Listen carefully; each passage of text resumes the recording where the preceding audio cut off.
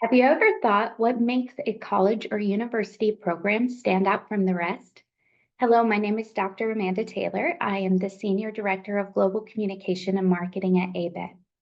ABET is a nonprofit organization that partners with colleges and university programs in engineering, engineering technology, computing, and the applied natural sciences to ensure that students are prepared with the knowledge, skills, and experiences they need to make this world a safer and better place.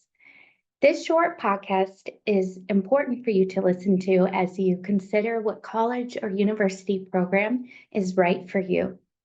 Today, we have two amazing expert guests who are going to share more about their perspectives as STEM students and professionals and tell you a little bit more about ABET. So without further ado, I'd like to turn the floor over to Michaela Hadley and Suzanne Beckstopper. Michaela and Suzanne, thank you both so much for being here today. Would you both mind giving a quick introduction, starting with you, Michaela? Hi, my name is Michaela Headley. I am currently a PhD student in engineering and science education at Clemson University. I got my bachelor's in chemical engineering at the University of Maryland, Baltimore County, and I worked with Northrop Grumman as a process engineer for like over a year. Got a lot of experience in industry, which made me decide I wanted to go back into higher education. Hi, I'm Suzanne Beckstoffer. I'm a shipbuilder. I have an undergraduate degree in civil engineering from North Carolina State University, and I have an MBA. And I spent 34 years with Newport News Shipbuilding, working on aircraft carriers and submarines and surface ships, and had all kinds of wonderful opportunities during that time, and continue to work in engineering and education. All right, thanks again for being here today. So let's get right to the questions. So first, what are some common challenges that future STEM students face when navigating their college or career path? I think the first thing is figuring out what type of engineering they even want to do. There's a variety of like engineering paths that they can choose. I think future STEM students navigating that new world and space in higher education um, is a challenge. I agree with Michaela. It's really hard to figure out exactly what kind of engineer you want to be or what you want to do with all that really fun math and science that you've been learning about. Um, some of the students that I've mentored recently have had the exact same issue. I'm getting a degree in computer engineering. What can I do with it? And one of the things that's been most useful for us working together is to go visit workplaces, go visit different industries and see how you might apply that degree in a different place. For example, we've taken them to financial institutions. I've had students work as interns over the summer at a large government lab, or at a large engineering company or in a financial company.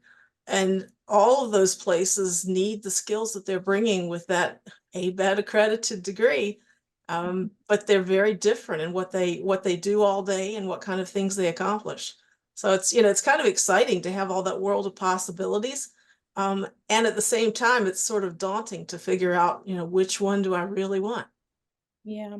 To add, I think a part of that is what do engineers do? I knew that what I liked in high school was chemistry and engineering, but it's not necessarily what you think chemical engineering is. There probably is a better field like material science engineering suited for that.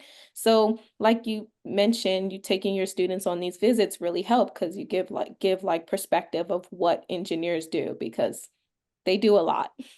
Absolutely. From my own history, I wanted to build bridges. And I thought I still think bridges are beautiful. I love bridges, but I couldn't find a really great paying job at the time that would let me build bridges. So instead, I kind of took a pivot and I built ships. And ships are equally wonderful. So you just never know. They go under bridges. They do. They do. Yes, it all goes together. Okay, so for our next question, this is for both of you, but let's start with Suzanne. What is ABET accreditation? Great question. There's all kinds of things you can say about it, but in a nutshell, it's a process of ensuring the quality of a program, making sure that when you go to a school and participate in a program and get a degree from a program, they're doing what they said they were going to do. And you're going to leave with that degree that gives you all the right skills to get a job in the field that you've chosen, and that you're getting top quality. And I always think quality assurance, it's a wonderful thing, and that's what ABET does. Yeah. When I think about it, when you talk to students that are like planning to be doctors or wanting to be lawyers, they know what type of schools they need to apply to. They know like they have to take these big exams, and they also know that they don't go to schools that aren't a part of their specific doctoral accreditation. So if you know you want to be a doctor, you're going to go to a school that's certified with all the right requirements, teaching you everything you need to know so that you can be a proper doctor. ABET is essentially that for engineering. Yeah, it sets the standards. Yeah. And yeah, and high standards that are recognized around the world. And that's something to be proud of. If you have a degree from an ABET accredited program, you should be very proud, and you should hold your head high, because you have something good, and it's good and it's useful, and it's going to put you in good stead for your whole career. Well, let's continue with the same discussion. Why does ABET accreditation matter for students? And what if they don't plan on getting their engineering training or professional engineering license? Does it still matter? Suzanne, would you mind starting with this one? I guess maybe I'm an example. I have a degree. I'm a proud graduate of North Carolina State University in civil engineering, which is certainly ABET accredited. I have an engineer in training certification, but I never got my professional engineering license. I continued in the same shipbuilding career for 34 years and did very well in it, but I didn't have to have the PE degree, although it was certainly an option. But I couldn't have done what I've done if I didn't have that really strong foundation with the degree from an ABET accredited program. Yeah. Thank you for that perspective and sharing that. So just a yes and to what you said, for students who might be looking into getting their engineering training or professional engineering license, we know that ABET also does have implications there too. So the next question to both of you, what kinds of programs are accredited? Online, 2-year, 4-year, are there others? And how can we find out whether a specific program at a college is accredited? Michaela, would you mind starting with this one? So I believe, yes, ABET accredits online programs, and 2-year programs and 4-year programs. The way to find out if a program is accredited at specific universities, ABET has an amazing online tool on their website where you can like have filters and categories, and you can search by institution names, by states, even by programs, and it'll let you know if a specific program at a school is accredited or not. Yeah, I could just add to that. Most of the programs I'm familiar with are 4-year degrees. However, ABET is also sort of thinking ahead and looking at things like credentials. And as you get into your career and you continue to learn new things throughout your career, lots of folks are getting additional credentials, and ABET is evaluating how they might accredit those as well. Again, that quality assurance, and make sure that you're getting value for your money if you sign up for an accreditation or a credentialing program. And also that if you go to hire somebody and they have a credential, you want to make sure that it's worthwhile. I know ABET also accredits some master's programs. So if you're looking beyond undergraduate degree, there are some programs also accredited. Yes, for sure. Check out abet.org website. Something I'm hearing from both of you too is that we are lifelong learners, which is a good mentality to embrace early. So continuing on our conversation of accreditation, does ABET accreditation matter more for certain fields than others? Suzanne, would you mind starting with this? I kind of alluded to this earlier, but if you're building a ship that is protecting our country you also have to think about the folks who are serving on board that ship. And every year, on the anniversary of the sinking of the Thresher, which was a submarine that went to the bottom with all hands, that was a reminder to me and to my group that what we were doing was important and people's lives were at stake. So anything that you can do to reduce that risk, to protect the folks who are serving on board the ships that we design and build, that was critically important to us. I'm not sure if they matter more in certain fields or others, but I think certain fields are more aware of it, so they may publicize it or promote it more than other fields. But I think it should be like equally important across all fields because engineers are known globally as like to make the world better. And how can you make the world better without the, correct checks and balances and assurance that you are learning what you need to do to implement these skills to make the world better. Well said. Yes. And I keep thinking of when you go to college, you're spending a lot of money to get that degree, and you want to get the best value you can for your money. And this is just one more of those little checks that says, yeah, I'm getting what I paid for. All right. So how can students learn more about the benefits of ABET accreditation before they think about choosing their college and programs? Michaela, would you be able to start with this? I mentioned before, ABET's website, they have a lot of great tools and opportunities on there for information. I didn't know about accreditation before I went to college. I knew I wanted to do engineering in high school, and I just happily ended up at an institution that was accredited. But I think having other people or talking to people that are engineers is also an outlet, but I know a lot of people may not have that. But I think ABET's website is a great resource that you can look for all the information you need as it comes to institutions and what programs they do have and what programs are accredited. Yeah, I think that's a great idea. abet.org, all Yeah. kinds of really good stuff on there. And I use it myself regularly. And I do too. So our next question, can you share some specific stories where ABET accreditation programs helped in terms of education quality and job prospects? Suzanne, can you start with this? Well, I've mentioned it before, but for my company, if you want to be hired as an engineer, it's a requirement. You have to have a degree from an ABET accredited program. And that's, it's a great paying field.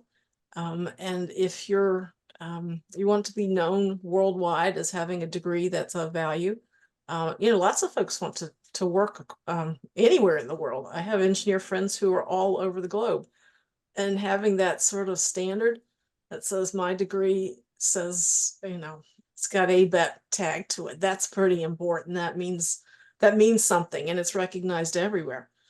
So I have friends working in many fascinating fields, and that degree is part of the credentials that they carry with them when they go looking for a job. Yeah, I think that was a big point. I know that accreditation is very important internationally because a lot of international people that want to get jobs over here, they kind of have that opportunity because ABET accredits international programs as well. So just the same way other people from other countries has that ability to come and work in the US because they went to a school with an accredited engineering program, students in the United States can also have that opportunity as well to work at accredit because of their accreditation at places Yeah. globally. Yeah, well said. My engineering society, SNAME, the Society of Naval Architects and Marine Engineers, also is the group that does the accreditation visits for all the naval architecture and marine engineering programs for ABET. And those programs are worldwide. And so our program evaluators come from around the world, and they go around the world to make sure that you're getting those standards of quality. No matter where in the world you get your degree, if it has that ABET stamp on it, yeah, we think it's good. Yeah. I also want to add that when I'm a graduate student currently, and I became interested in ABET as a topic for my research, and I had the idea of like, why aren't certain programs accredited? Like a lot of historically Black colleges aren't, they don't have the programs, and I thought it was something going on with ABET. But learning more about the organization and working with them, I found out that they have all these things in place to ensure that students are getting the skills, the qualities that they need so that they can have this engineering degree to set them up for the future. So Mhm. it's important and it's really helpful. It is. I work with a couple HBCUs also, and proud to say they have some ABET accredited programs. And again, it's that mark of quality. That's what you want. Yes, and we currently have accredited 4,700 programs in 930 institutions globally. As both of you have spoken to, ABET is the gold standard. Thank you so much for this invaluable conversation. Just to summarize some of our conversation here, Suzanne and Michaela, you both have spoken to the facts that when it comes to preparing students to solve real world problems and build amazing things, ABET makes sure that programs have what it takes to help people succeed through being in conversation with academics, industry professionals, and other important groups that have a similar shared goal. So if you're dreaming of becoming an engineer, ABET is working behind the scenes with colleges and universities to help make sure you are ready for a global workforce. Suzanne and Michaela, I wanted to ask you one last question. What advice would you have given to yourself as a middle school or high school student that you wish you would have known? Advice, I would say take all opportunities, even though it's something that you might not be interested in. When I was in middle school, I thought I wanted to be a lawyer, and then I attended like a career day, and a civil engineer came and spoke, and my whole perspective changed. I think for at that when I was in middle school, I wasn't necessarily thinking about the minute details of college, but I knew I wanted to go to college. So to just have to think about the people that are around you that are possibly starting to go to college and who have been in college, making those connections and asking questions. They might not have been an engineer, but they had engineer friends because we all start out in the same STEM courses in the beginning of college. So it helped me just doing different opportunities. That was in robotics, even though I ended up not doing anything in robotics, chemistry, airplanes and stuff like that. But just the experiences itself, being exposed to them, helped me decide and figure out what I wanted to kind of focus on in college. I think that's great advice. Let's go explore and look around. There's so many opportunities out there. I remember when I was in probably middle school, I was good at math, and loved science, and loved English. So um, it was kind of confusing. And I always wanted to be an archaeologist when I was a little kid.